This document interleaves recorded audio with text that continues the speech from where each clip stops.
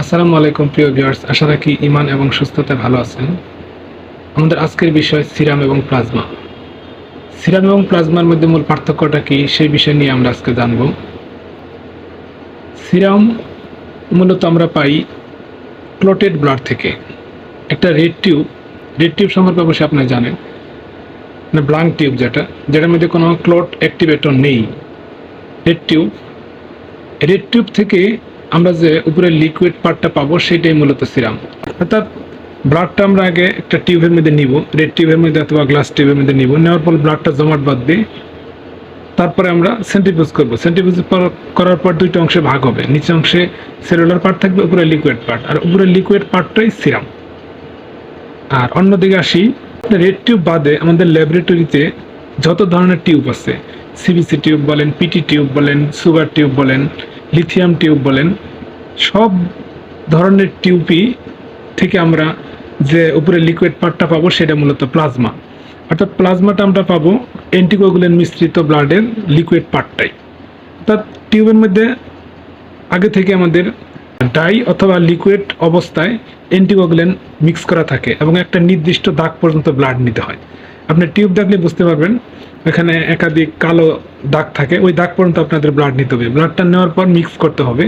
Mix করার পর তারপর আমরা সেন্ট্রিফিউজ করব। সেন্ট্রিফিউজ করার পর যে দুইটা অংশে আলাদা হয়ে যাবে, নিচে সেলুলার পার্ট, উপরে লিকুইড পার্ট, ওই লিকুইড পার্টটাই প্লাজমা।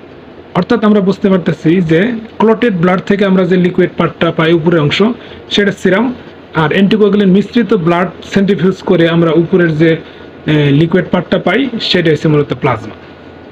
এখন আসেন প্লাজমা এবং সিরামের মধ্যে ফাংশনালিটি কি পার্থক্য আছে। সিরামের মধ্যে একটা যে মেন পার্থক্য সেটা হচ্ছে এখানে কোনো কোয়াগুলেশন ফ্যাক্টর থাকে না। আমরা জানি 1 থেকে 13 পর্যন্ত 6 বাদে টোটাল 12 প্রকার ক্লটিং ফ্যাক্টর থাকে। ফ্যাক্টর 1, 2, 3, 4, 5, 7, 8, 9, 10, 11, 12, 13। সিবিসি টিউবের মধ্যে থেকে যে আমরা প্লাজমা পাবো সেখানে আমরা সব ধরনের কোয়াগুলেশন ফ্যাক্টর পাবো না, সুগার থেকেও পাবো না, তারপর লিথিয়াম টিউব থেকে সব পাবো না। মূলত আমরা সব ধরনের কোয়াগুলেশন ফ্যাক্টরগুলো পাবো পিটি টিউব, যে আছে আমরা ট্রাইসোডিয়াম সাইট্রেট ইউজ করি 3.2%, ইএসআর এর জন্য ব্যবহার করি 3.8%, আর এই পিটি টিউবের জন্য আমরা ব্যবহার করি 3.2%।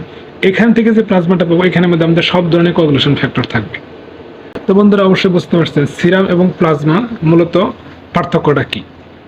সিরাম থেকে আমরা মূলত 95% বায়োকেমিক্যাল, ইমিউনোলজিক্যাল, সেরোলজিক্যাল টেস্টগুলো আমরা করতে পারবো। আর প্লাজমার মধ্যে পিটি টিউবের যে প্লাজমাটা থাকবে সেইখান থেকে আমরা সব ধরনের কোয়াগুলেশন রিলেটেড টেস্টগুলো আমরা করতে পারবো। আর অন্য অন্য যে প্লাজমাগুলো থাকে, সুগার টিউবের প্লাজমা থেকে আমরা সুগারটা করতে পারবো।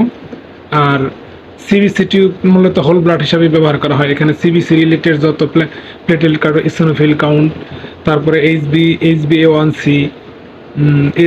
হিমোগ্লোবিন, ইলেকট্রোফোরেসিস, এইসব কাজগুলো আমরা করতে পারবো।